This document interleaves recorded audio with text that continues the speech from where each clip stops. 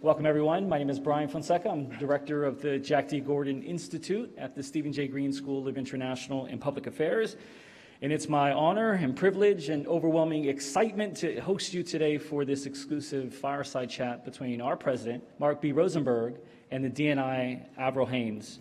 And so we're excited to have in attending sort of our FIU community here in-house, and of course across the nation. We have nearly 80 schools, a part of the ICCAE program, that will be joining us from across the country, and so we want to welcome them to this chat as well. Before we begin, I'd like to cover some basic admin rules, some quick admin notes. First is that I'd ask that our audience do the best they can to refrain from taking photos and videos. We have official photographers that are here that will be recording the event and publishing that event online for posterity and for your ability to go back and enjoy afterwards. Second, we will have an opportunity for the audience to engage. And so if you look off to your right, there's a microphone against the backdrop. That's where the question and answer session will take place. And so after the initial fireside chat, I'll retake the stage and I'll moderate the discussion, and we'll start there. And then immediately following, maybe about 15 minutes or so of Q&A there, we'll go to the virtual audience. And so I invite those joining us from around the country to prepare some questions as well. And so I'd like to introduce, of course, two individuals that our community knows incredibly well. And we would take an entirely separate event just to go over their background, so I'm not going to do that. Instead, I'm going to introduce our fifth president, Mark B. Rosenberg, and the seventh Senate-confirmed Director of National Intelligence, Avril Haines. Mr. President, before I turn it over to you, I'm just going to ask you to take your attention to the screens, where we're going to have a brief video on FIU and its Stephen J. Green School of International and Public Affairs.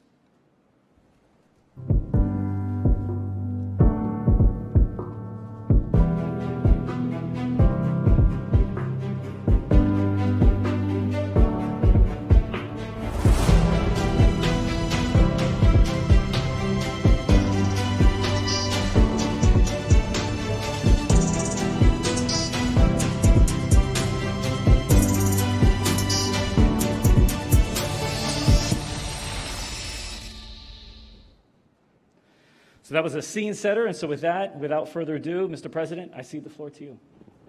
Thank you, Professor Fonseca. Welcome, everybody. We're really thrilled that you can be here. We want to welcome representatives, members of the intelligence community in particular, and obviously Director Haines, her first visit here, hopefully not her last visit. And I'd like to start out, we'll have some questions, we'll have a dialogue, and then we'll open it up, make sure everybody has their opportunity to offer a question. So my Director Haines, you're at a university. We see ourselves as a huge cluster of talent. Give us a sense of what you see the demands for talent will be going forward, both for the federal government more generally, and then specifically, of course, for the intelligence community. Well, first of all, thank you so much for having me. Honestly, I've been very excited about coming to Florida International University and getting a chance to meet with a lot of Florida universities. I know generally that feed talent into the intelligence community as well as the rest of the government, as you've indicated. And it's been such a pleasure to meet with so many of the different students that are here today, and I'm sure that are also tuning in, who are already doing work with us in so many different ways and are extraordinary. And I really, for us, in so many ways, actually recruiting and retaining a talented and diverse workforce is the priority that I have for the intelligence community. It is something that I am extremely focused on because it really represents our future. And we see the need for a variety of different types of talent in the intelligence community. I mean, there's really an extraordinary number. If you want to understand the world, you need to have as many different expertise and perspectives as you possibly can to do that, right? So there really isn't something out there that we're not interested in many respects, but at the same time, I know that there's a lot of folks here who are focused on science and technology, and STEM fields are an incredibly important aspect of the work that we need to get done, and that is something that we are actively recruiting in, among others. So it gives you some sense of how important it is. So years ago, we hosted Lieutenant General Hayden, and who was, this was in May of 2001, and the question that was posed to him isn't one of the challenges keeping up with the toys, meaning the hardware and the software that goes into intelligence gathering. And his response was, actually, the biggest challenge that we confront, this was in May of 2001, was modeling the scenario of the adversary. What does that mean to you? It's so interesting. It sounds very much like him, and he's such a very thoughtful guy, and obviously having, he's worked in a variety of different parts of the intelligence community and recognizes how challenging, frankly, that is. I would say what it means to me today is working through a variety of different scenarios, which we do in a variety of different dimensions. And then I guess what I mean by that is one of the most useful ways that we have in the intelligence community to think through what are the challenges that are coming at us is to see the ones that are right in front of us, right? In other words, we have an adversary that has a particular interest in an aspect of our society that they are threatening. And we have to work through, okay, what does it mean if they are in fact successful in certain ways or they're not successful in other ways? And then how do we react to that? Because in many respects, we have to, stay 10 steps ahead of them in order to really be able to build the structure that allows us to manage how these threats are going to evolve over time. And I think, we talk a lot about forecasting in the intelligence community and ways of doing strategic forecasting, and undoubtedly some of you will have thought about that and been in classes on these issues and so on. And it's among the most interesting and complicated things to do in the environment we're in today, just given how complex the different, frankly, threats are that we're facing, but also the rapidity with which they are occurring and the intersections that we see across these different areas is just incredibly complexifying, right? So we need so many more different types of expertise, for example, at the table when we're doing scenario building. When I first entered national security, you wouldn't necessarily have an environmental scientist and a public health scientist, right? And, somebody who's thinking about technology, quad technology in the room, right? And all of those things are things that we're building up expertise on, biotech, artificial intelligence, so many different aspects to our world today that we have to work in, both from the threat perspective, but also from the solutions perspective. How can we actually take advantage of the opportunities that these different expertises essentially provide to us? So this is a community in terms of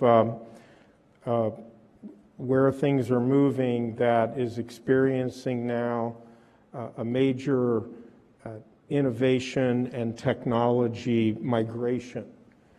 And in particular, there's a lot of interest now in cryptocurrency here in this community as well as in blockchain. Give us a sense of how you're addressing blockchain and what you see it doing to intelligence gathering as we go forward. So I think one way to think about this is blockchain, for example, as a technology. I remember even years ago, we would have interagency discussions on blockchain, just the way we would on a variety of different sort of potentially disruptive technologies. And so the IC, first of all, doesn't run the policy on any one of these technologies. It's a whole of government effort. It has to be. And ultimately, what you're trying to do is provide to the policymakers or the operators that you're working with the basis for their discussions and their decision-making in these areas, right? And so a lot of what we do in blockchain or cryptocurrency is really try to develop, first of all, the expertise, talk to experts outside of the IC, because that's critically important too. We're not going to have all the expertise inside. And try to understand how is it developing? What is the impact of it? Does cryptocurrency give certain populations or governments or actors an ability to get around sanctions, for example? Are there ways in which blockchain could actually disrupt the way in which governments act in ways that we're not thinking about right now but should be? How do we help Treasury think through what are the implications of these things? And it's a constant conversation. It's not as if we sit in a room, and we think through these issues and we, present a perfect, landscape of here's what you should be thinking about and here's, the variety of actors that we see in this field and these are the things that they're doing and, now produce your policy.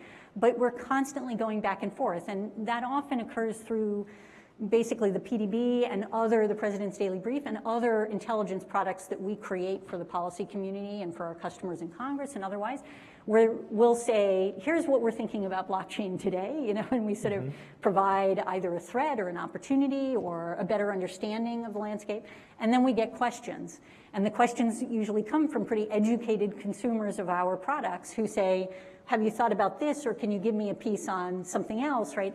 And that conversation is a lot of what happens in the intelligence community to help us build out, in effect, a much more useful product to provide policymakers as it sort of goes up the chain and it gets to senior leaders who are actually thinking, okay, I'm gonna have to make a decision on what to invest in or where we should be focused on these issues, how we should address some of the threats that we're seeing or the opportunities. Okay, and in that regard, I wanted to ask you about augmented reality in terms of how you are able to figure out the uses of augmented reality that might be, if you will, threats to us, as well as the opportunities that our ability to use augmented reality might present. I can't think of anything I can discuss in Okay. an open thing on this. I'm so sorry. I should have thought about it. I don't have, yeah. I mean, it is certainly like so many other things. These are things that we work with to try to ensure that we can, in fact, affect our mission more effectively. And yeah, is there anything particular? Yeah. Okay. My final question as it relates to some of the challenges is something a little bit more, if you will, more mundane that we all live with now. But I'm just curious how it affects how you plan and how you manage information, and that's the 24/7 news cycle and the proliferation of all the news channels that are out there now. Yeah, it's a really interesting question. It's obviously the case, as you say, that with the 24-hour news cycle and the fact that we're expected as a government to respond to things right away, as a crisis occurs, there's just enormous pressure both to say what's happening and what we're going to do about it, right? And as a consequence, a lot of what the intelligence community does is try to help policymakers understand very quickly what's going on, right? Is the news that they're hearing accurate? Is this, what's happening behind the scenes? What are the things that we should know as we're sort of rolling out on initial reactions? Because the reactions that the policy community can actually have an enormous impact, right, on what's happening. And one of the things that I learned early, which I'm sure will resonate for many people here, and I would imagine, Mr. President, it would for you as well, which is that first facts are almost always wrong, right? Like, it's astonishing how often that's true. And you really have to slow down and make sure that you have a credible source, in a sense, that you have in fact gotten some information that you can verify, because you really don't want, for example, the President of the United States to come out and say, X, Y, and Z and react to something when in fact it turns out it's inaccurate, right? And so the stakes are high, and a lot of it is learning how to actually produce a system that ultimately gives to the key people who need this information your best understanding. That still doesn't mean that you're not going to make mistakes, right? Because inevitably you end up doing that, and then you actually have to own it as you're going through the process. But it drives the system in many ways. Another aspect of this problem that I see, at least, and I wonder if there are versions of this for your world as well, which is that we produce, as I mentioned, the President's Daily Brief, right? We produce articles, in effect, on major issues that we think are important, that are worth drawing the President's attention to, and his senior team on, national security issues. Often, the questions that are coming back are very tactical because people are trying to manage the 24-hour news cycle, right? They're sort of, what's going on here in this crisis, right? And they need to know that information. And that drives us to create, in a sense, news items almost in intelligence community terms, right? So that's not the most satisfying for many of the analysts. They want to actually think about these kind of broader strategic analytic pieces that are more likely to really help people make tough decisions that are going to have long-term impact as opposed to sort of more short-term tactical issues. And so trying to figure out a balance, and I think this is true for all of us, whether you're a policymaker or you're in the intelligence community or you're in the military or whatever, like finding time to spend on what's important as opposed to what's urgent is actually critically hard, I find, in every job that I've had. Probably it's a situation that the urgent continues to replace the important, and that in the good old days when you had the 6:30 news, you had 24 hours to figure something out. But the 6:30 news now is every minute. It's truly. And then that places an added burden on those who you're counting on to get the assessments right. Yeah. So I want to switch, if I might, to some more traditional national security type questions. China, adversary or adversarial? We've talked about this so much. There is no question. I mean, the president frames it in a strategic competition generally, and from an intelligence community perspective, we focus on a variety of different areas, right? Some of them are ones where we do see China as the adversary in a specific space, and other places where we're looking to work with them. So, it differs whether you're dealing with climate, right? Or you're dealing with certain aspects of cyber. And when it comes to counterintelligence, China is a classic issue for us. So it's across a range, but it is, as I've repeatedly said in testimony and otherwise, it's an unparalleled priority for the United States and for the intelligence community, and it's one that we're spending a lot of time and effort understanding. There's a thesis out there most recently in Foreign Policy magazine that China may have in fact entered into now a period of decline.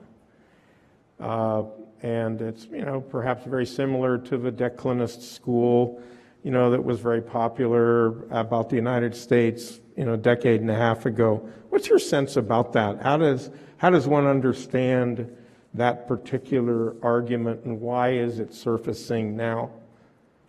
Yeah, I think we did a global trends report, for example, recently. These are reports that the intelligence community puts out once every 4 years, and we talk about a variety of different broader trends in the world. And one of the things that comes through with respect to China is they do have some long-term challenging trends, like their demographic trends, for example. They're an aging population, and that will present challenges for them over time. Their workforce will ultimately shrink over time. There's, assuming that it continues on the trend line that we're seeing, which is a pretty long trend line, so one that would be challenging for them to essentially affect significantly in this context. But there are also, when you talk to analysts about the economy in China, you find them on both sides of the piece, right? They talk about the GDP to debt ratio, how high that is, right? And then on the other hand, you say, well, but they are still growing at a higher than normal rate for a variety of others in the world. So it is, it's a space where I think I would not say China is on the decline, just in a sort of a general two-dimensional characterization of it. But at the same time, I think there are real challenges that China faces, and we need to focus on those and understand them. And there are also opportunities that China faces, and we have to understand those too. And it's one of the challenges for us, I think, is actually keeping it right-sized, which means not making them 10 feet tall, but also not underestimating the challenges that we're going to be facing in this space. Is there still a demand for China experts? Tell us about that, just in terms of talent preparation, talent training. How's that going? Yeah, there is a demand for example, linguistic knowledge, and that is something that, in other words, speaking the Chinese language, but also a variety of different sects. There is a demand for China expertise, and that is something that I don't think is going to go away anytime soon. But China expertise is really a broad range, and one of the great things about working in the intelligence community, in my view, is that most careers are not sort of you come in on one issue and you stick with it, but you actually get to move around a lot. And as a consequence, you get to experience a variety of different areas. And so you may not be a China expert, but it might be that you're an economics expert, and then you end up working on China, right? And you might be a tech expert, and then you end up working on an aspect of China. And you might be a China expert, frankly, and you might end up in one of these other spaces as well. But it is, it's an area where we are growing significantly in our in where we're allocating resources. And it is also true that it's not just, we're looking not just at China, but we're looking also at China's influence and their activities around the world. And so in many ways, you'll see that kind of intersection. So speaking of that, that goes to the heart of my next question, France. And the most recent, I'm sorry, I have to raise this, the most recent issues as it relates to French security policy on one hand, and the most recent then partnership that we struck with Australia in terms of submarine defense. So could you walk us through the kinds of pros and the cons that might have been hypothetically discussed as it related to the opportunity for us to, if you will, bolster our security on one hand, but now we have we may have an issue closer to home. And what does that mean for us, if anything? I think it might be too cute for me to try to reproduce the conversation. But here's a few things that might be of interest. I mean, I think, look, for France itself, obviously, they remain, one of our closest allies, and we're going to continue to work with them. And one of the joys of being in the intelligence community is, frankly, in these areas, we're nonpartisan. We work, in a way that is just how we can work with our allies and our partners as much as possible. And often we don't get sort of caught in some of those issues that arise diplomatically. But I think more generally, the AUKUS, alignment that's been discussed and the effort to bring together Australia, the UK, and the United States on these issues, and in particular, helping to promote certain activities that are of, kind of mutual interest from a national security perspective is a really interesting one. And it's really just a very predictable, in some respects, outgrowth of what are existing alliances in these areas. And you can imagine that Australia in particular, I think, has taken a number of moves to say, we need to take action to ensure that we're protecting our national security in our area. And they have invested a great deal in the Indo-Pacific in particular, and that was also, the AUKUS announcement was also in the same sort of period of time in which the president was conducting the Quad, which is with India, Australia, Japan, and the United States. And you begin to see how these different alliance structures, right, are really building out alliances and partnerships in ways that help us to really just effectively share our understanding of what the national security picture is in our national security spaces with our allies, get a better understanding of what the threats and the opportunities are, and begin to develop our structures in ways that allow us to communicate more effectively and to promote those interests. It is critical for us, I think, to do that also in the intelligence community space, because often what we can do with those alliances is help the policymakers have a better conversation when they start to discuss what the issues are that they want to take action on. And it's a big, we sometimes call it intelligence diplomacy, but it's actually a big part of what people on the IC do, is produce information that we can share with allies, because we want them to also see the same information we're seeing as we're trying to help them understand why we think this is more of a threat than they're thinking it is, or this is less of a threat than what they're thinking it is, or whatever. Those types of conversations have to happen so that actually the policymakers can then focus on what's most important. So I'm curious in that context, I want to go next to Afghanistan. And I'm curious about the multilateral, I'm going to phrase this very carefully, because I'm less interested in the particular dynamics, of disengagement than I am in the multilateral implications of our departure for China, for Russia, and let's say for Pakistan. And could you work us through just a little bit of the thinking there from a more geopolitical context. Perspective, yeah. So I think it is fair to say that if we're focused on even just Russia, China, and Pakistan, right? All three of those countries, while they don't share all of our interests, they do share a desire for stability in the region, right? So they have different concerns that they're focused on, and this would be something that the intelligence community would look at, right? You'd look at Pakistan. Pakistan has a lot of concern about refugees coming from Afghanistan in the context of instability and conflict there, and one might imagine that they would be particularly concerned about how things would develop and whether or not it would increase the refugees. They also have concerns about terrorism, and in the context of the Taliban, obviously, the Taliban has supported terrorism for quite some time, and that's something that we've obviously talked about in this country quite a bit. And one of the concerns will be the degree to which what's happening in Afghanistan will, in a sense, create greater opportunities for terrorist acts in Pakistan. And then there's a lot of discussion about the degree to which what goes on in the border regions.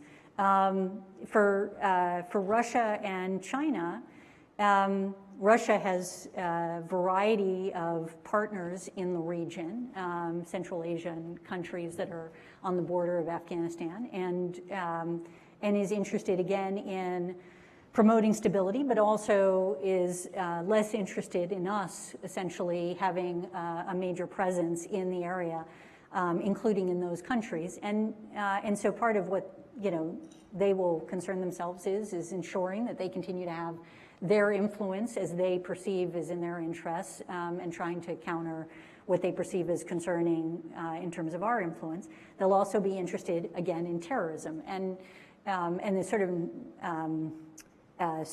each country in a sense has certain groups that they're more focused on, right, than others in this context.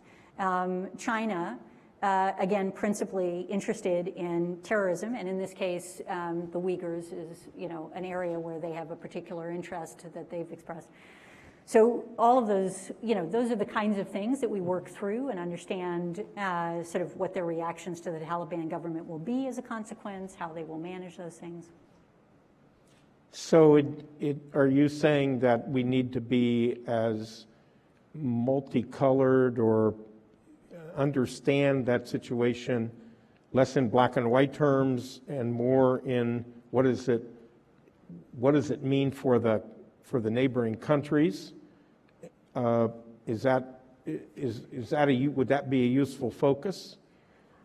Look, I think what I've done is try to give you a sense of how those countries we think would perceive the situation and what their interests are, right? One of the things that President Biden consistently asks us about every situation is not just what are our interests, but what are our partners and allies' interests, and then what are our adversaries and competitors thinking in these spaces? Because I do think, to your question, it's critical for us to understand as many perspectives as possible in order for us to actually be able to predict activity moving forward, better understand how these things are likely to develop, and therefore, again, sort of figure out where our partners and allies' interests are and our own in those contexts. But it's kind of interesting. Not everybody asks those questions, and it's an important question to ask. I mean, I think, something I remember President Obama also doing is sort of an interesting thing about just wanting to understand how our actions will be perceived by others. And the value I really saw in doing that, in asking that question, is that you have a better opportunity to then, and I saw President Bush do this too, by the way, is that you have a better opportunity to really then understand what the likely reaction is, right? I mean, it seems obvious, but, actually having an opportunity to work that through gives you a better sense of whether or not, frankly, the folks that are working for you and thinking this through are also thinking that through, and therefore going to be able to predict what some of the collateral impacts are, for example, in those contexts. Okay, awesome. Thank you. Definitely. All right, so, we are in Miami, and I got geography is destiny, right? So, Cuba. Cuba's been on our minds for a long time here, and now Nicaragua and Venezuela are kind of tied into the same assessment. What are the security threats that are out there as a consequence of the regime in Cuba and Venezuela as well as Nicaragua? Yeah, there's so many areas that we obviously work on. I mean, there's, in both Cuba and in Venezuela, we're seeing the COVID numbers go up, right? And we're seeing low vaccination rates, and we're watching the economic situation, food insecurity, whole variety of challenges that are being faced. And we have, governments that seem to care less about their own people in many respects than they do about, other issues, shall we say. And it is for the intelligence community, we focus on understanding what the implications are of the instability that's being wrought in these areas. What are the challenges that are likely to emerge over time? How much of a crisis is it? And is it on the edge? That sort of thing. And what is likely to tip it over in certain circumstances? And we try to, reflect on, obviously, the migration issues that occur as a consequence of watching many of these crises, and it's not just in the three countries that you mentioned, right. It's obviously in other spaces in the hemisphere that we're looking at, and the climate impact that is propagating as a consequence. We are also, these are our Western hemisphere, and President Biden spends a fair amount of time on this. This is our hemisphere, right? So these are our partners, and these are the countries that we have to actually work with and try to promote health and security throughout the hemisphere. So a great deal of effort has gone into thinking through sort of what's the challenge with transnational organized crime? What is the violence in these different areas? How can we think through the infrastructure challenges that they're facing? And how can we promote, in effect, assistance that is actually going to be effective in these areas so as to actually get at not just the immediate crises that occur, but also the drivers of many of those so that we can actually promote a better operation. And we spend quite a bit of foreign assistance money in this area, and actually trying to think that aspect of things through is another part of what the intelligence community is intending to do and what we have been doing for years. And that's one of the I think the themes that you've had in terms of finding ways to recruit talent, student talent in particular, that is maybe not oriented so much on traditional national security issues, but has a broader appreciation. So let me then attach one issue to that before I ask my concluding question, and that is water. Can you talk to us a little bit about water? And is water an issue in the Western Hemisphere? Is that a security issue? How can an institution of higher education maybe get more focused on water as a security concern? That's a great question. We have just done a national intelligence estimate on climate, and we're going to produce an unclassified version of that should come out in the coming weeks. And one of the charts in there shows you, it's a really interesting way of looking at it. We worked with a council of climate advisors who were basically scientists from other parts of the government, NOAA, NASA, other places, right, who really have expertise. And then we also went to outside experts for review in academia and in other spaces. And this chart has on it different climate effects or impacts that we can expect. So things like sea level rise and heat and water insecurity, right? Like all of these different pieces. And what we try to do is identify some of the national security implications of these types of climate impacts. And really across the board, including in the context of water, what we identify is how climate change is ultimately exacerbating tensions in these areas that are over these types of issues. So it might be in the context of water insecurity, which we see, not just in the Western Hemisphere, around the world, right? I mean, you get to be, if you're in the intelligence community, you will have heard of the GERD, and if you haven't, you should Google it. It's interesting. But what you see are a variety of different sort of tensions that relate to water insecurity that are consistently getting worse, right? And you can also look at things like the Arctic, where climate is going to have a big impact, right, by virtue of the melting ice cap that reveals resources that will create additional tensions. That in particular will be an area where, for example, China and Russia's interests are at odds to some extent.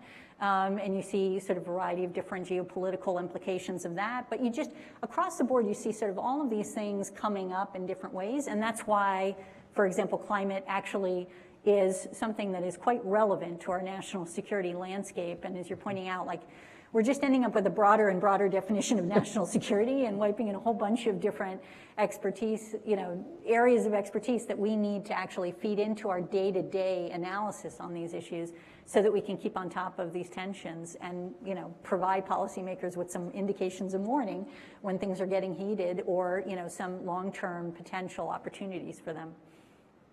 So that's, for those of you as students who are thinking about ways in which you can get involved in the national security issues and concerns, it may not be through traditional, conventional related focal points, but rather the things that we're also doing here at the university and in a lot of other universities around the country for students who would be watching. We do have water experts in the IC, by the way. You should know that. And if you're interested, please apply. Yes. Great. That's good to know. So I want to end the last question. I really actually want to end where at least I began on national security issues as an undergraduate, and go back to Russia and USSR. But I want to contemporize it by, saying that one of your predecessors, James Clapper, had a lot to say about these issues in a book that he most recently wrote. And he points out near the end that he's very frustrated, that he sees a number of countries exploiting the divisions that we have in this country, and he particularly points to Russia. And talks about how they have very systematically exploited our divisions, and raises the question, what can be done? So I want to ask you, what can be done? What should we be aware of? How can we get better at being better from the viewpoint of being vigilant about this exploitation that he points to on one hand? And what are the things that you think we should be aware of and be mindful of? Yeah, so obviously in my role, I don't actually provide policy recommendations, right. But here is what I would say. We did an intelligence community assessment on election interference. We published an unclassified version of that assessment back in February, I think it was. So if you Google it, you'll find it. It's on our website.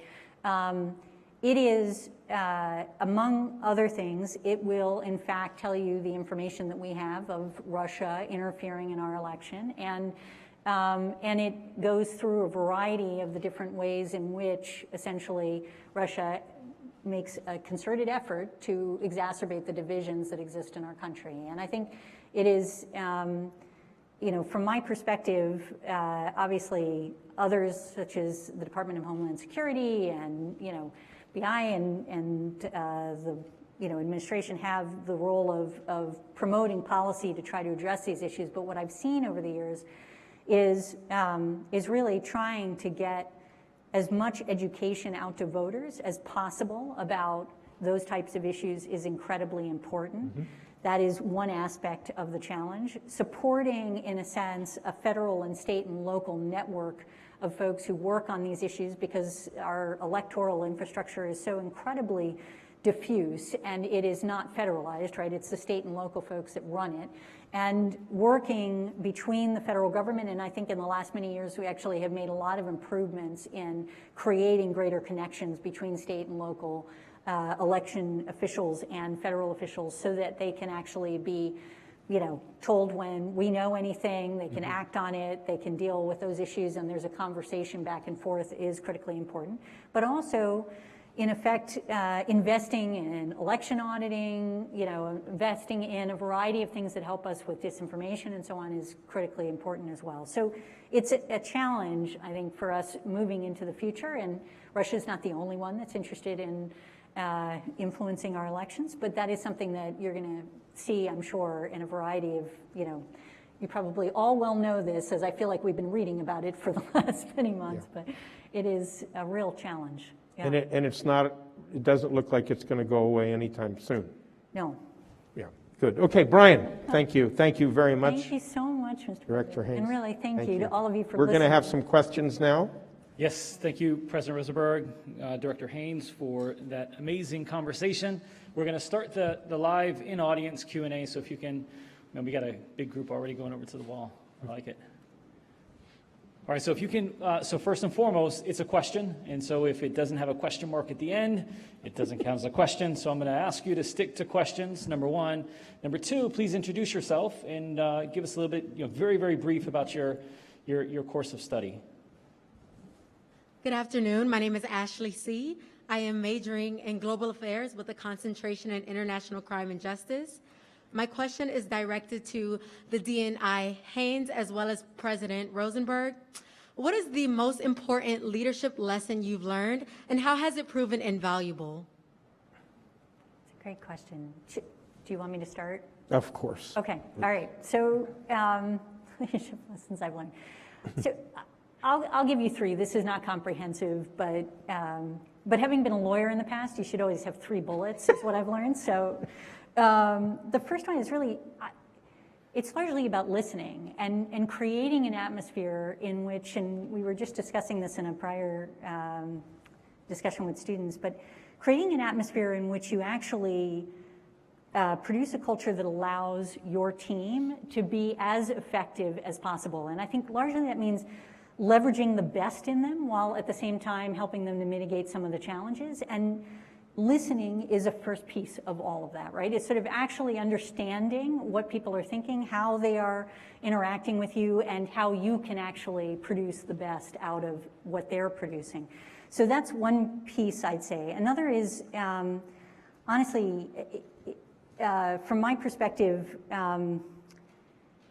having, in a sense, an ethical North Star is critical. And part of this is just about building credibility and trust with the people that you're leading. And when I think about this, it's in government in particular, sometimes I say there's something unethical about sitting in a meeting and not saying what you think. It's much harder than you realize before you get into those situations. But you often, because you may find that you're the minority, the only person who thinks something that nobody else is mentioning, or it seems like the conversation is, gone off into a different world, and you're sort of saying, why is nobody focusing on the thing that's most important? But in the context of leadership in particular, I think being honest about what you think and what you say is absolutely critical. And being kind in doing that is also important. But people will trust you more if you actually say what you think and you're consistent, no matter who the audience is and who you're speaking to. So that's another piece of leadership.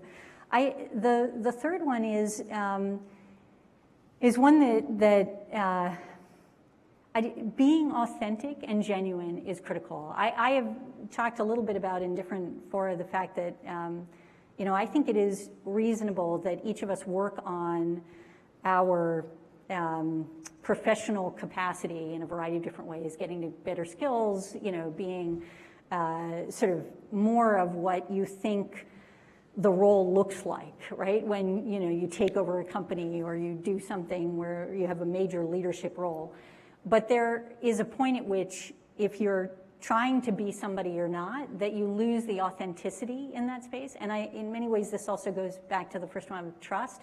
It's important to be yourself. And I think recognizing that you can, and that actually that authenticity is critical to leadership, it gives you a little bit more freedom to say, I don't have to look like the models that I've seen before, I can be myself, and actually that might promote my leadership, I think, is an important piece. But this is not comprehensive. You'll have much better advice What do you think? No, I like the listening. I think the ethics is critical, being authentic. I just go back to Maya Angelou, the poet laureate, spoke in this room years ago, and she reminded us of something that also I would add to the list. I agree to this, is that people may never remember what you said, but they'll never forget how you made them feel. And I think to the spirit of your point, you're saying treat people with respect by letting them know how you think and be consistent about it. And I think that issue of the emotional part, we can't underestimate how critical that is to interpersonal relationships. And it's grounded very much in being a good listener and being authentic. Thank you, ma'am. Thank you, sir. Thank you. Thank you.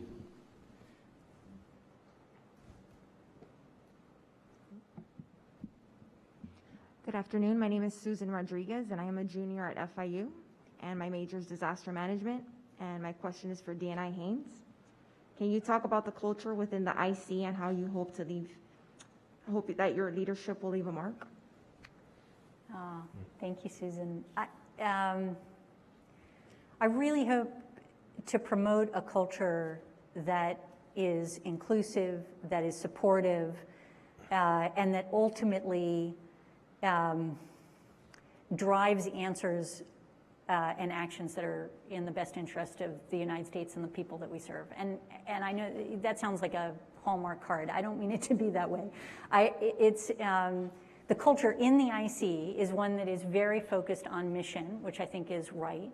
It is very much a family because, you frankly can't talk to a lot of people about what you do, right? So you sort of naturally end up bonding with the people that you work with in, I think, a more considerable way as a result. And you're not interested in fame and fortune if you come to the IC, frankly, right? You're interested in doing something for your country. And that, again, I think develops a certain camaraderie amongst the community that is pretty extraordinary.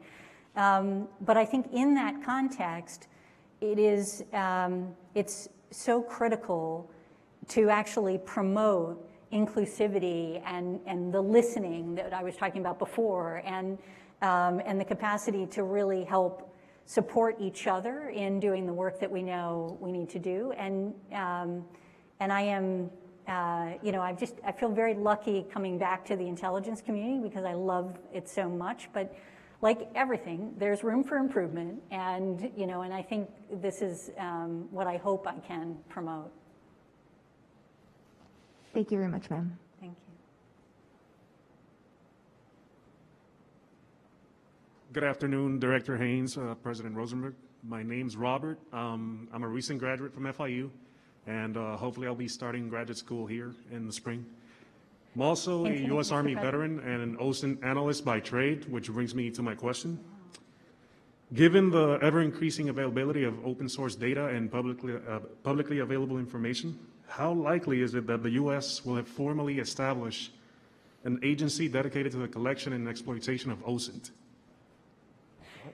Thank you, Robert. So, look, I think there's already a lot of centers within the intelligence community that focus on open source information, and this is, an effort that we're going to have to continue. I don't know there's sort of, there's Congress and there's the executive branch, so I'm not going to predict for you whether or not a separate agency will develop on this. But I will say there's a couple things that are worth considering in this context. One is, for us, when it comes to open source intelligence, one of the challenges, right, is actually developing tradecraft in this area. And what I mean by that is that so much of the value that we offer is that no matter where we're getting the information from, we're evaluating its credibility, and we're promoting what we think is credible, and we're giving that to policymakers with a lot of caveats that we think are reasonable, right? And in other words, credible source, but the following things may not be true, right, et cetera. And and often in the context of open source information, the assumption is that there's not tradecraft associated with that, but of course there is, right? I mean, because you are actually bringing together information, many of it may be just not right, and you have to figure out a way to actually ultimately produce products that are up to the standards that we have, and I think that's an area of focus. The second thing I'll just say is, it is also an area where there's a lot of sort of different views about what the purpose of it is, right? And in other words, when you come to open source information, the assumption is not always true, but that some of the information will ultimately that you produce be unclassified, right? In other words, open source can feed our classified operations and our interactions, but it also is something often we're creating unclassified products with, right? And we as the intelligence community are not supposed to be focused on policy, right? On making policy, we're not an executor of that. We are providing our intelligence to our customers to help them do their work. And so part of the challenge is figuring out, okay, what's the purpose and who's the customer in a sense, and how do we manage the products that we produce in this area, while at the same time being appropriately transparent and giving that information out in our sort of classic way. And then finally, it requires so many different types of expertise to really do OSINT well, right? I mean, there's incredible technological innovation that's happening that is not happening necessarily in government. It's often happening in the private sector, and we need to leverage it. And that is a challenge for us. We are getting better at that, I think, but we are still far from where we need to be. And actually creating centers that leverage that, not just the publicly available information, but the technology that allows us to then use it. And then there's a whole nother conversation to be had about commercially available information. All of these things create a whole series of challenges, not the least of which is thinking through what are the privacy and civil liberties frameworks that we're applying, those issues as well. So it's a really interesting area, and obviously we are continuing to develop what's the right institutional structure for this. I expect that will continue for some time, but I'm not sure if we're going to end up with an OSINT agency. Thank you, ma'am. Thank you. Good afternoon. My name is Ramiro. I am a graduate student here at FIU seeking a master's in management information systems. My question is for President Rosenberg. As cybersecurity continues to become a more integral part of our everyday lives, how has the university considered expanding educational opportunities to prepare the next generation of cybersecurity professionals? Yeah, this is an area that there will not be a day into the future when it doesn't get bigger. And the broader conceptual framework from an administrative viewpoint is there isn't a day that we're going to spend less than we are today. In other words, we're going to be spending more and more time, more and more effort in this. And we're doing three things that, in addition to the coursework that are occurring in our night school of computing and in our business College of Business curricula. We are creating 3 new competencies that we want all students to demonstrate before they leave the university, one on data analytics, the second on AI, and the third on artificial intelligence, and the third on emotional intelligence, so that even if they're a humanities or a liberal arts major, that they're going to be, if you will, they're going to have competency in areas that relate to cybersecurity. So we think that's very important going forward because we're trying to move the university from being student-centered to learner-centered, meaning that you will see across time areas such as cybersecurity get more and more attention pedagogically, not just through the traditional curriculum, but through the non-traditional, just-in-time curriculum that's oriented not just to permanent full-time students, but also to individuals outside of the university who realize they need a lot of new learnings to stay up in their fields. That'll also be market-driven as companies begin to realize that everything begins and ends with technology and that they're ill-suited to address the challenges that we have. So I believe the market will drive that as much as any enlightenment that we'll have in institutions like ours. Thank you, sir. Thank you, ma'am. I want to weave in the audience at the same time, and so let me jump to one question from Zoom, and then we'll bounce back and forth because I know we still have several more questions here in the room. And so this first question is directed to you, D&I Haines, and that is, what is the one thing you came across in your field that no one else would expect, that you can talk about in an unclassified setting, I guess? That is a tough question that nobody else would expect.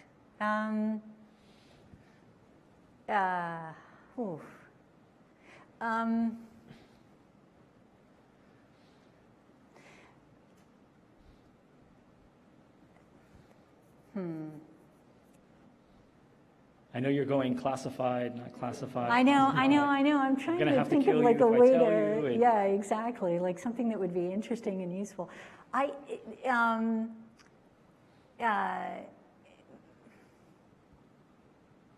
Maybe just, I'm trying to think like what, I don't know if people would expect how varied the issues are that the intelligence community spends time on. I do think that's something that it would possibly surprise people. It is, even though I know that we're all getting used to a broader definition of national security, it's truly fascinating just how often you find that a key aspect of some analysis that you're doing, right, that is driven by an issue that you've never heard about. Like we were talking about water before, but I can't tell you how much I know about grouting and dams, for example. Like it is insane that we have grouting experts in the IC on some level, but we do. And it's just that these things pop up in different ways, and the reality is part of our job is understanding the world, and the world's really big.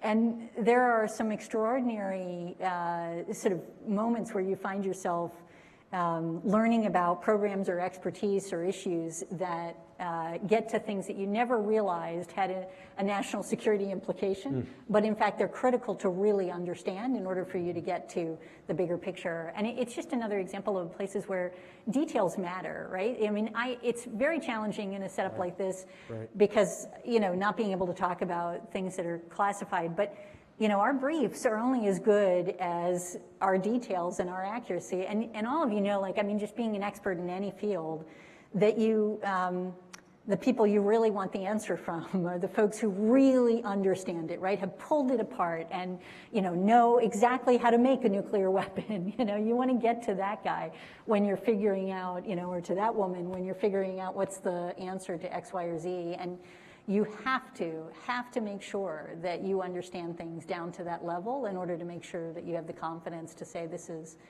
what we should or should not do, or what's happening here or not. So, sorry. Could I just Please. ask you in that regard? So then that ultimately gets back to your level of curiosity on one hand, and your ability and willingness to ask the right question. How do you make sure that you're at the top of your game in the ability to even ask the right question? Well, I ask a lot of stupid questions. And everybody says there's no stupid question. I ask a lot of questions that I often think to myself, they're going to think I'm an idiot, but I need to understand this better. And honestly, I think over the course of my career, I've gotten a lot more comfortable just asking those questions, right? That you think, I'm sure this is obvious to all of you, but it is just not coming through. And often you find that when you ask that question, actually it was a challenge for other people at the table too. So definitely, yes. And then I couldn't agree more with your statement. I mean, I think probably this may be one of the most important traits for the intelligence community is intellectual curiosity. I mean, I know everybody around me who I respect and love, who I get to work with, and there are many, have intellectual curiosity. And it's among the most fun parts of the IC, is that you find, today you're learning about water, tomorrow it's about, some other bizarre thing that you've never heard of before, and now you've got to become an expert on it. So that's a lot of fun. And it makes you feel alive, I think, because you're learning something new. I guess that's a part of what is enjoyable about academia as well, right? Yes. Yeah. Very definitely. Like, I mean, the life of the mind is ultimately infinite. yeah. Thank you. Good afternoon. My name is Marangeli, and I'm a graduate student pursuing a master's in global affairs. So, DNI Haines, my question is, how is the intelligence community preparing customers for a possible China, Russia, and potentially North Korean alliance?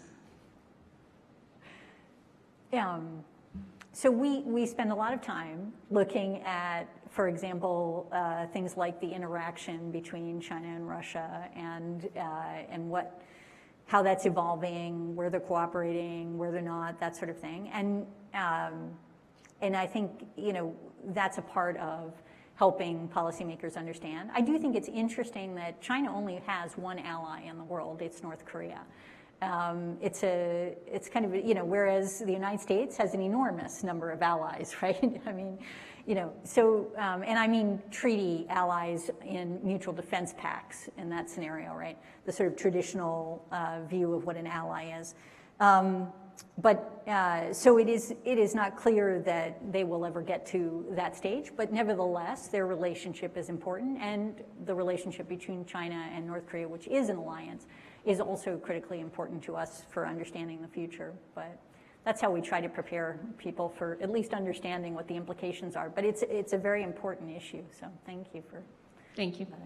Thank you. Okay. So from online, the question is, you've indicated, and I know you've done this throughout your tenure, that you want a wide range of talent to take seat in the U.S. intelligence community.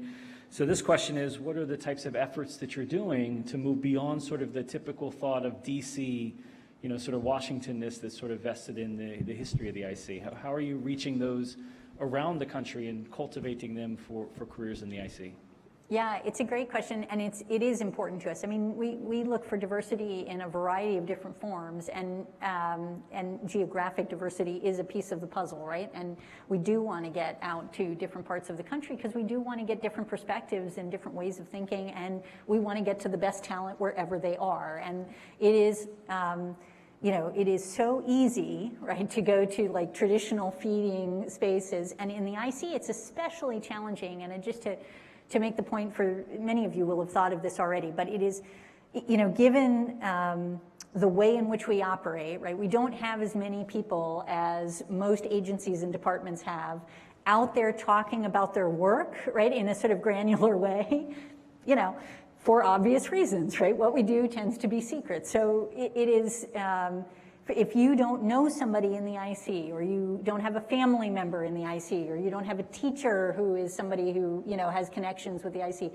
often we won't easily get to you. And so we have to think through a variety of ways to actually promote the IC to get to the populations where we know there's talented folks like you. And this is my first appearance at a university. This is something that I intend to do. I don't do a lot of appearances, period. It's really not my job. And the reason I'm here is because I think there is talent here, and there's geographic diversity, but there's also other types of diversity, and I am interested in bringing that into the IC. I think that we will not survive if we don't have it. And I'll tell you, too, that when I went through the budget season this last time, we have something called an XCOM, which is essentially all of the different heads of the different components of the intelligence community. There are 18 that includes the OD&I, right? So it's a lot of different components, but it includes CIA, NSA, NGA, NRO, like all of the different ones that you've heard about. And all of us agreed the top of the list from our perspective was recruiting and retaining a talented and diverse workforce. That is how important the heads of the different components believe. Like, this is the key issue for us right now. We are not going to be able to address the challenges of the future unless we've got talented and diverse workforce. And we need to have diversity of perspectives. We need to have folks from all different lives. But it's the moral and the ethical thing. It's also the thing that frankly makes me want to work in a place, is when I work in a frankly diverse workforce. So it is, it's really fundamental to us. And honestly, I think one of the challenges for folks sometimes is when they don't know the IC, there are a lot of views about what the IC is and is not, right? It's hard to get around those sometimes. And I would just challenge you to come and talk to us, learn more about us. Absolutely would love to do that. I really want to have those opportunities. And also, come in and change us, you know? Part of being a government institution is that we are serving the people. And if we do not look like America, we are not going to be serving the people. So we really need you to come in. That's a great answer. Thank you. Good afternoon, Mr. Rosenberg and DNI Haines. Thank you for being here. My question is for DNI Haines. You've been in the government service for a while, consistently breaking glass ceilings.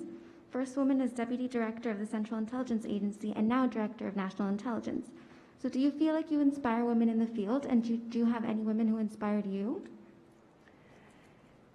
I don't know if I inspire women in the field. I think that seeing a woman in a senior position, and I've learned this over time, and I certainly saw this for me too when I was in physics and it was a very male-dominated field. It's just, you see a woman and you think it seems more possible somehow, when you see that. And so hopefully I am inspiring more women to come in. I will tell you, I absolutely have a lot of women that have inspired me. I mean, my mother is who I think of first. She was an absolutely extraordinary woman. She was an artist, but she actually excelled at science when she was younger and really had to make a choice at some point in her life whether she would go science or art. But I have so many, and she was just, as a human being, she was, I think she never took no for an answer. She was one of the kindest and most generous people that I know, and she loved adventure, and she had an extraordinary integrity about her. And I do think, Susan Rice is somebody I've worked for that I have enormous respect for and affection. Lisa Monaco. There's so many women that I've had as colleagues. I will also tell you that the most inspiring thing is the young women who work in the intelligence community. They are extraordinary. I mean, there are a few, they're here today, in fact, who I think of as being extraordinary. And I don't know how I got a job when I meet many of them, but I am very happy I got in before they raised the standards, and it's really wonderful. So look forward to seeing many of you in the intelligence community. Thank you so much. You're too humble. Oh. Thank you. We'll take one more question from our virtual audience. So this question is, as fake news continues to divide the country and erode many citizens' confidence in our country, how can the intelligence community work to expose and fight false narratives without jeopardizing our democracy? I do think one of the greatest challenges about election interference and influence, as an example of this challenge, is that, and I was in a position when we were looking at the Russian interference, a policy position as opposed to an intelligence community position, but I'll just speak to that for a moment because I think it highlights the challenge. It was so complex because it is by its nature political. Right? So it's one of these areas where, as you would think about, what can the president say about this, for example? But he's also the leader of one of the parties, right? It's sort of impossible for him to be perceived as anything other than partisan on a level, right? We wanted, Congress to say something together in a bipartisan way, but we weren't able to get agreement on that in the way that we had hoped, right, during that period. For me, I have been a civil servant. I started during the Bush administration. I worked in national security cycle. When I came in, nobody asked me what was my party. It was never an issue, and that was so important to me as part of the culture of the national security community, and continues to be. And I believe in that 100%. I have no idea what the political parties are of the people that work with me, and I could care less. Like all of us work to make the, national security better for the United States. And so in this space, one of the challenges is that you have to, you're in the national security community, or you're in the intelligence community, right? And you're thinking about, okay, we just tell the facts as they are, right? We we speak truth to power. We, put down our analysis. We call it objective analysis. Some people object to the idea of objective analysis because really nothing is objective on some level, but you get the idea, right? It is analysis with integrity. You are saying what you think, right? And you let the evidence drive it. But the reality is that who's saying it matters enormously in how it's absorbed in the country. And so working through, first of all, how, who says it, whether or not we can protect as an institution our credibility as a nonpartisan part of the government, makes us more or less effective in areas like this, right? Because it is, if the American public perceives the folks who are saying something on this issue as being partisan, they will discount it to some extent, right? And so what it has done for me and did for me, I think, is highlight the critical importance of maintaining the credibility of the intelligence community and of other parts of the government that work on a nonpartisan basis, so that we are actually able to help the American people understand what's happening and decide for themselves what to do on these issues. It's a really critically challenging area, but it is one where I think everybody in government has a stake in this. Everybody outside of government has a stake in this, but you're part of government. You have to promote the credibility of these institutions so that we can be more effective in addressing these challenges. Excellent points. Thank you for that. Rania. Good afternoon, Director Haines and President Rosenberg. My name is Rania. I'm a high school sophomore and an intern with the Gordon Institute, where I'm currently conducting research on cryptocurrencies with Professor Fonseca. My question has to do with Africa and how as we gear towards the second half of the 21st century, we see all these projections about how the populations of the countries are rising. There's a lot of potential for economic growth and development there in that section of the world. So my question is, what do you think are the potential threats and opportunities for United States national security as Africa becomes an emerging point of interest in our international system? It's a great question.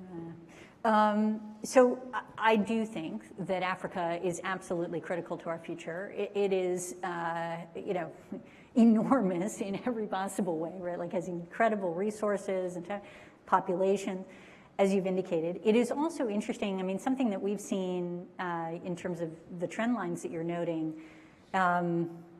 is that COVID, in many respects, is exacerbating this, right? So interestingly, what we're seeing is that the effect of the pandemic is that among countries that tend to be higher income, and we have seen those populations as a general trend line are aging, right? We tend to be in the lower range of that, but we also demographically are aging in the United States, and you see a number of other countries like Japan and so on where the trend line is really quite significant.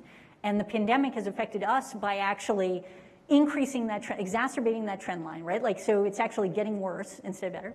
And for lower income on average countries, it's doing it's exacerbating it in the other direction. It's actually increasing the demographic trend that you're describing, right?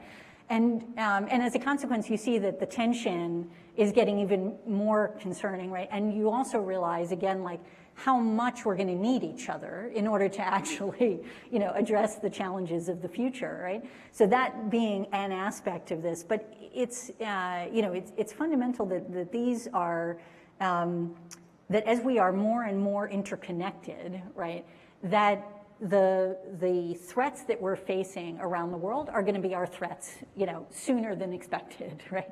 And pandemics are kind of a perfect example of this. And it's another place where look at Africa and we recognize, like, when an outbreak like Ebola or something like that, we have to go deal with it there, right, in order to actually ensure that it's not coming on our shores. Well, if you are thinking about the continuing rise of Ebolas and pandemics in the future, what you realize is that you really need to help countries that are, for example, in Africa, in these spaces that are challenged by so many things, to actually become more effective and more resilient so that they can manage these challenges where they are, right, in order to promote stability and economic prosperity and all of these issues.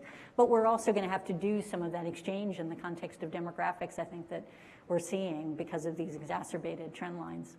But thank you. Thank you. So, DNI Haines, Rania is coming to FIU as soon as she graduates, and so you'll know where to find her. I am looking forward to that. Let me take one last question from online, and then Dan, you'll be our last question for today. So the question online is, as domestic homegrown threats to national security seem to become more acute recently, how might the IC adjust and adapt, since it was originally set up primarily to address and mitigate threats from abroad? Yeah, it's a great question, and it's been a real challenge for us, I think, in thinking this through. So here is how I look at this.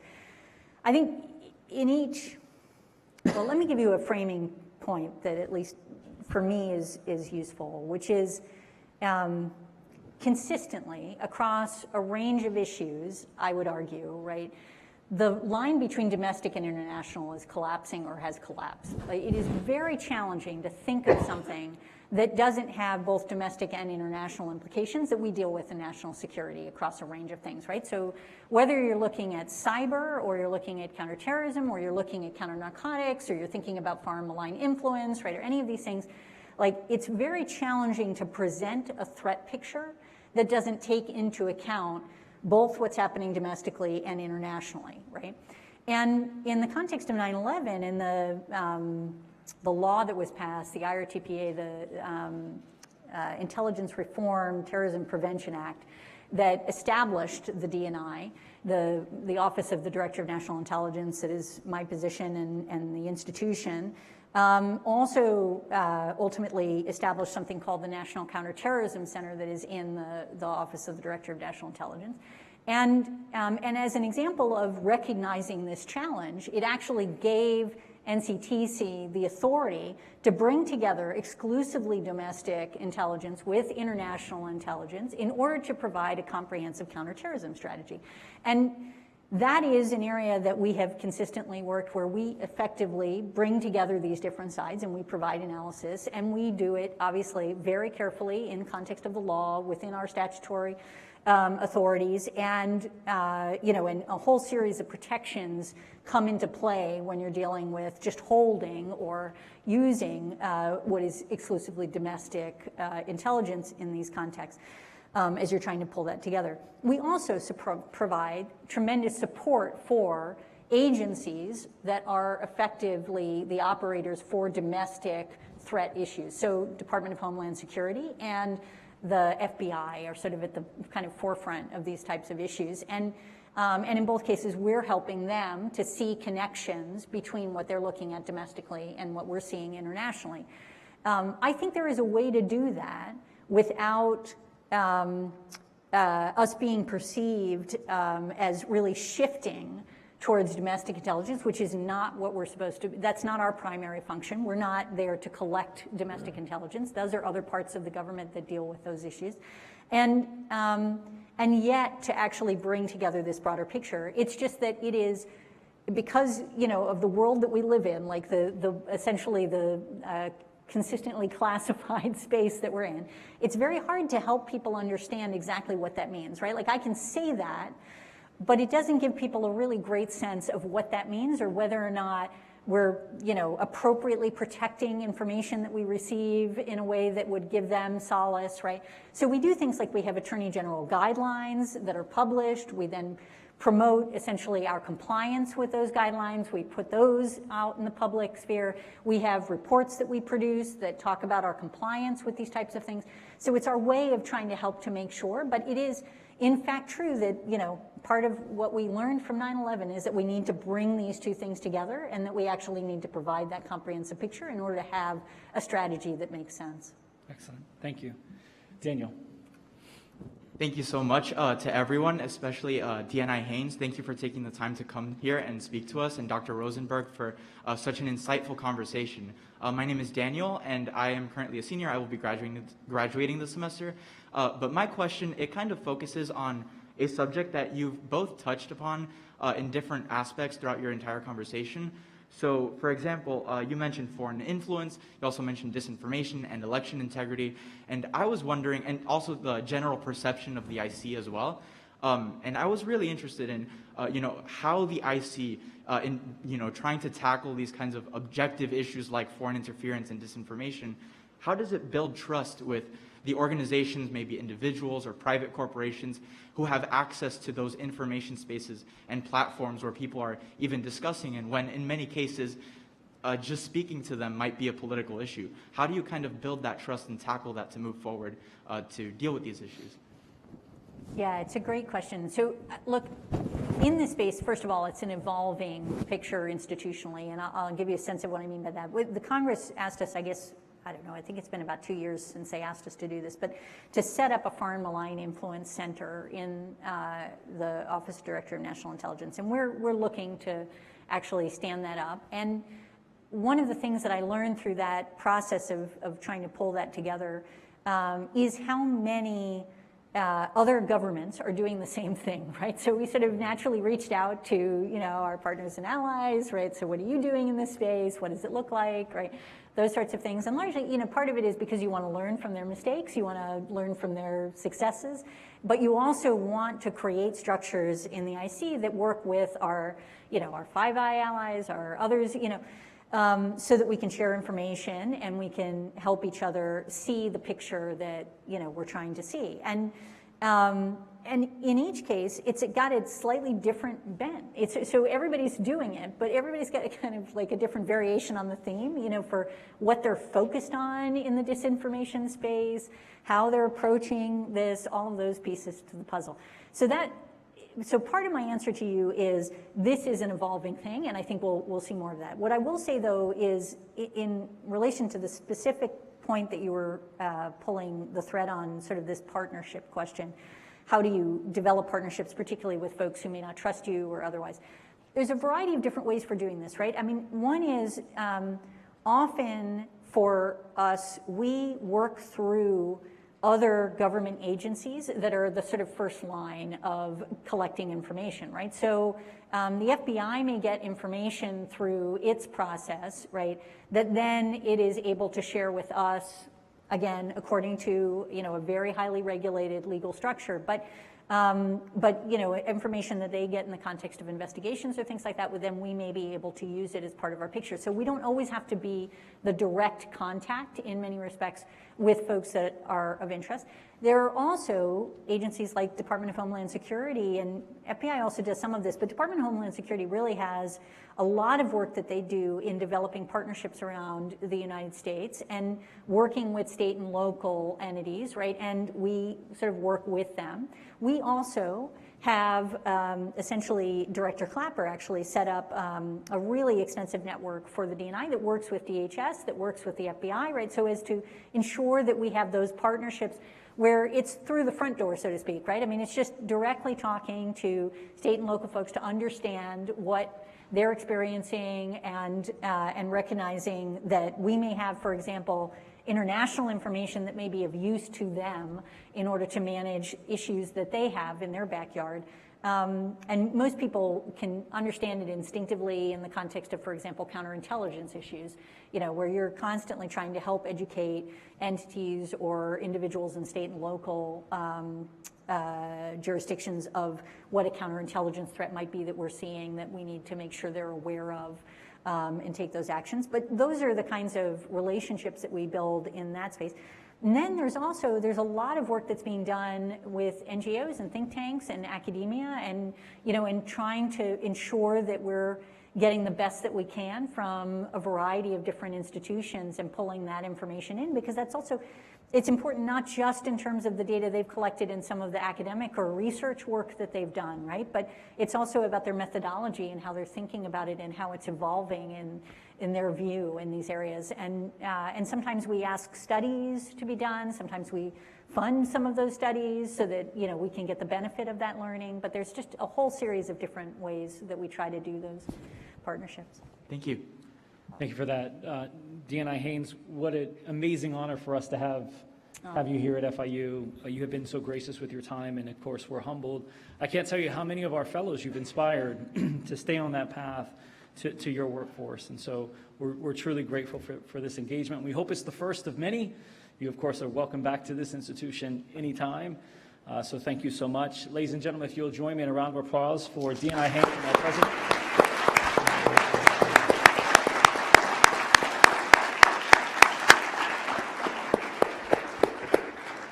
And so this concludes our event, but I'll ask everyone to stay seated for just a few minutes longer while the DNI and her official party sort of exit out, and then this will conclude the event. So thank you.